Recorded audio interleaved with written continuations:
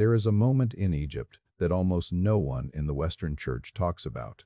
Not because it was invented recently, not because some fringe theory dreamed it up, but because it lives in a space most people never look. Between the Bible's silence and history's long memory, most people who follow the story of Jesus know the broad outline. He was born in Bethlehem. His family fled to Egypt. They came back. He grew up in Nazareth. And the next time the Bible gives him any real attention, he is 12 years old, sitting in the temple in Jerusalem, and the teachers there are astonished by what comes out of his mouth. That is the outline. And for most people, that is enough. But between Bethlehem and Nazareth, there is a country. There are years. There are things that happen to a family living in a foreign land. A carpenter, his young wife, and a child who arrived as an infant and left as a boy. And those years, in the canonical Bible, are almost completely invisible. One gospel mentions Egypt. One sentence covers the departure. One sentence covers the return. And what sits between those two moments, what actually happened during what scholars estimate was somewhere between 2 and 4 years of their lives, the Bible does not tell you, but history did not forget. And the oldest continuous Christian community in the world has been keeping this story alive for 2,000 years, in a country most Western Christians never think to look. That community is the Coptic Church of Egypt, and what they preserved is what this video is about. To understand the weight of what happened in Egypt, you first need to understand why the family was there at all. Because the reason is darker than most people fully register when they hear the story at Christmas time. Herod the Great was the Roman-appointed king of Judea. He was a man who had already killed members of his own family when he suspected them of threatening his throne. He had executed a wife. He had executed sons. When he heard from foreign travelers, the Magi from the east, that a child had been born who was destined to be king of the Jews, he did not dismiss it. He took it seriously, the way a paranoid man with absolute power takes a threat seriously. He gathered his intelligence. He learned the child had been born in Bethlehem, and he issued an order. Every infant boy in Bethlehem under the age of 2 was to be killed. That same night, before the soldiers arrived, an angel appeared to Joseph in a dream. The message was urgent. Take the child and his mother and flee to Egypt. Do not wait. Do not plan. Leave now. And Joseph did exactly that. He got up in the middle of the night. He packed what he could carry, and in the dark, the family left Bethlehem and began moving south toward the desert.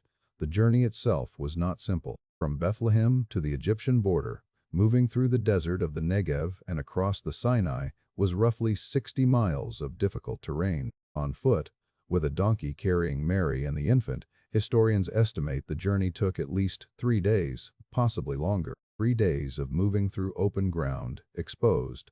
With a child, Herod's soldiers were under orders to kill. They crossed into Egypt near the northeastern border, at a town the ancient sources call Farama, near modern Port Said on the Mediterranean coast. And this is where the canonical Gospel of Matthew effectively goes quiet.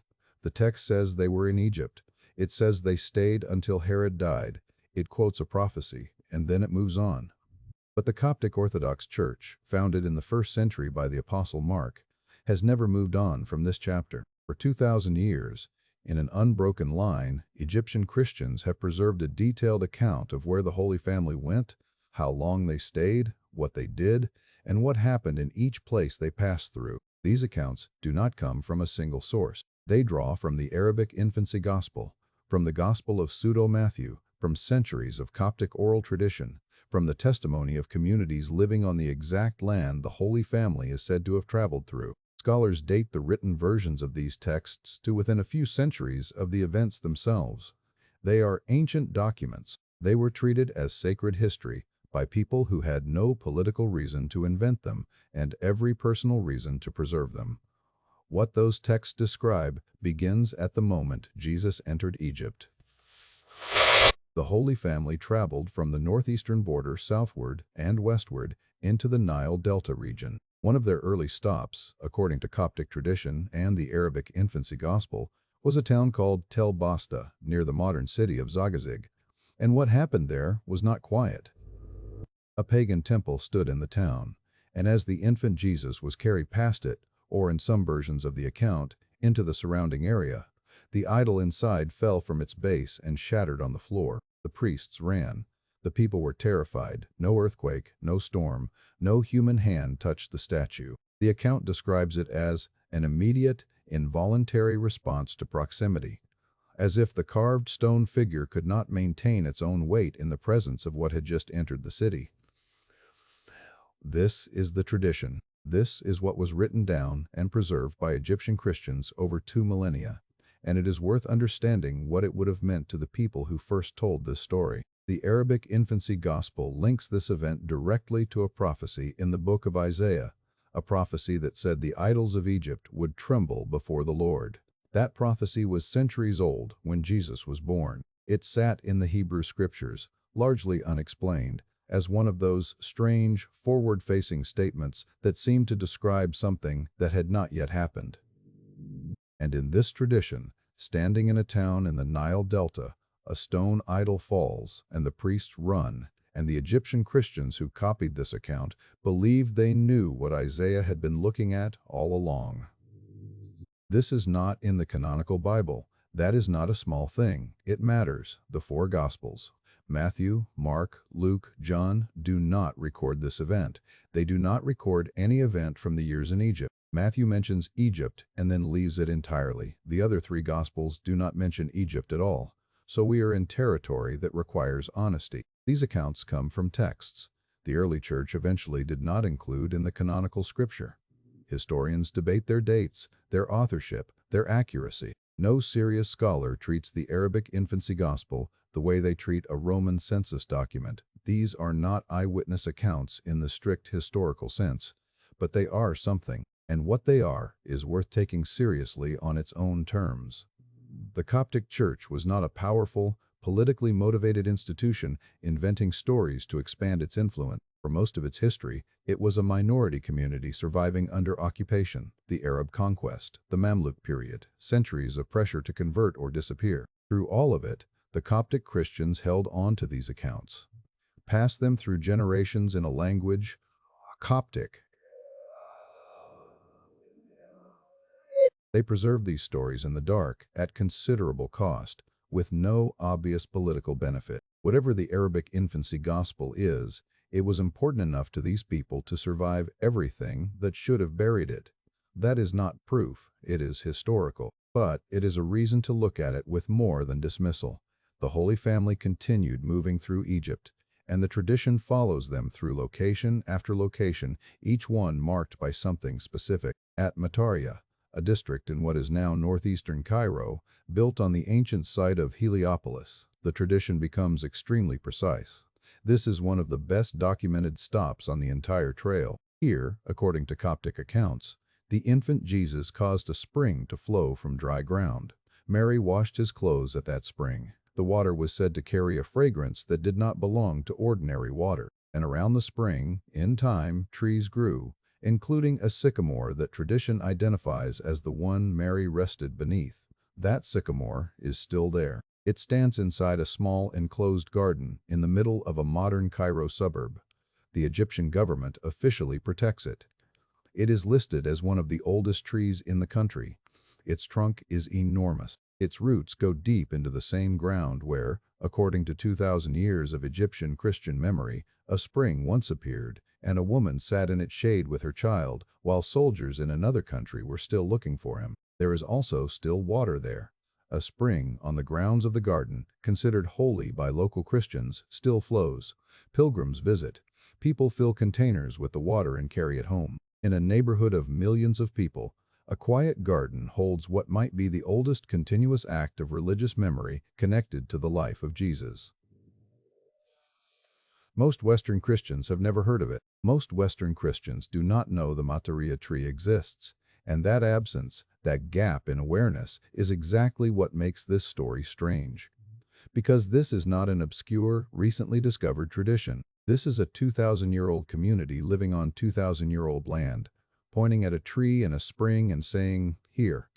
This is where they were, and almost nobody outside Egypt listens. The trail the Holy Family is said to have traveled stretches across roughly 3,500 kilometers of Egyptian territory. Coptic tradition identifies 25 specific locations: churches, monasteries, wells, trees, all marking places the family stopped. In 2022, Egypt's Ministry of Tourism officially launched the Holy Family Trail as a pilgrimage route connecting all 25 of those sites. The route runs from the Sinai border down through the Nile Delta, through Cairo and Old Cairo, up along the Nile into Upper Egypt, as far south as Asyut. At the monastery of Al-Muharraq in Asyut, the tradition says the Holy Family stayed the longest, 6 months. The monastery there claims to stand on the site of the first Christian church, said to have been consecrated by Jesus himself before his return to Israel. Whether that claim is historical in the modern sense, it is among the most seriously held beliefs in one of the world's oldest Christian communities. A 4th century papyrus, preserved and published by the University of Cologne, records a tradition that the family remained in Egypt for 3 years and 11 months, nearly 4 years. That is not a detour. That is a childhood. A child who entered Egypt unable to walk, left it as a boy with years of memories. Years of sounds and faces and smells that belong to a country that is not the one his family came from. Joseph, his father, spent those years finding work in a foreign city, rebuilding a livelihood from nothing in a community of Jewish refugees who had been living in Egypt for generations but were still treated, as an imperial letter from the Emperor Claudius would later confirm, as living in a city not their own. Philo of Alexandria, a 1st century Jewish philosopher who lived in Egypt during almost exactly the period the Holy Family would have been there, wrote about the reality of poverty for refugees. He described how it could strip away everything: security, dignity, the ability to make choices. A new refugee family arriving in Egypt with no established connections would have been entirely dependent on the charity of the Jewish community around them. Joseph was skilled. He could find work, but he was starting from zero in a country where he was a foreigner, and the child he was protecting was the reason a king had ordered an atrocity back home. The apocryphal accounts fill the silence with miracles. The historical context fills it with poverty and displacement, and the particular resilience of a family that had no choice but to make something out of nothing. Both things can be true simultaneously. Both things are part of the same story. Now, step back from the specific accounts and look at the pattern. Because the pattern is where this becomes something larger than a single family's journey. Egypt is not a neutral place in the biblical story. It has never been a neutral place. It carries weight that no other country in the narrative carries. Joseph, the son of Jacob, was sold into slavery and transported to Egypt by his own brothers. He arrived with nothing, was imprisoned, and rose to become the second most powerful man in the country. His story ends with him saving Egypt and all the surrounding lands from famine. And when he dies, his bones are carried out of Egypt generations later because he made his family swear they would not leave him there. Moses was born in Egypt, raised in Pharaoh's palace. He fled Egypt after killing a soldier. He came back. He led a nation out. The plagues that preceded the Exodus were not random catastrophes. They were a systematic dismantling of the Egyptian pantheon, one deity at a time. The Nile, which Egyptians worshipped, turned to blood. The sun, the supreme Egyptian god, went dark. Frogs, livestock, grain, every system of Egyptian worship was struck. The point was not destruction. The point was demonstration. One by one, the gods of Egypt were shown to be nothing. When the Arabic Infancy Gospel describes an idol falling as the infant Jesus enters Egypt, it is drawing from that same deep current. The pattern that ran through Moses is running again. The idols of Egypt tremble. What came once as plagues comes now as a child being carried through the country in his mother's arms. And then the prophecy Matthew quotes, "Out of Egypt I called my son," was originally spoken by Hosea about the nation of Israel, about God calling his people out of slavery. Matthew takes that prophecy and places it on one person. He is saying what happened to a nation is now happening in one life: the exile, the hidden years, the return, compressed into the childhood of a single child. This is the structure of the biblical story. Egypt is always the place of the hidden period. Egypt is always the place where the story goes underground before it surfaces into the open. Joseph the patriarch was hidden in an Egyptian prison before he became visible as a ruler. Moses was hidden in a basket on the Nile before he became visible as a deliverer. And in the tradition the Coptic Church has preserved, Jesus was hidden in Egypt for nearly 4 years, hidden from Herod, hidden from the world, hidden from the pages of the canonical Gospel, before he surfaced in Nazareth, then in the temple at 12, then in the Jordan River, then in the wilderness, then before the crowds. The hidden period always comes before the public one, and Egypt is where the hiding happens. What does that mean? No one can say with certainty, but the weight of it is hard to ignore. A pattern that runs through every major figure in Israel's story, each one passing through Egypt in a period of obscurity before emerging into a period of significance. And in each case, what Egypt did to them is not described. It is simply where they were. The formation happens off the page. Some of the Coptic accounts say that when the Holy Family finally left Egypt and began the journey back toward Israel, the people in the towns they had lived in came out to watch them go. That communities gathered at the edges of roads because they had heard what had happened in the places this family passed through, that something had been different about the years they had been present, and people felt the difference when they left. Whether or not that happened exactly that way, the Coptic Christians who preserved that account believed it. And they were the ones on the ground. They were the ones living where the family had lived, drawing water from the springs, sitting in the shade of the trees. Their memory of this period is longer and more specific than any other Christian tradition in the world. They have been telling this story on the exact land it happened on for 2,000 years. The canonical Bible chose silence for these years. One verse in, one verse out. The reasons for that silence have been debated by scholars for centuries and will continue to be debated. Perhaps the gospel writers felt the public ministry was what mattered, and the childhood was not the point. Perhaps what happened in Egypt was considered too difficult to explain or too easy to misunderstand. Perhaps Matthew simply did not have access to detailed accounts of those years. We don't know. What we do know is that the silence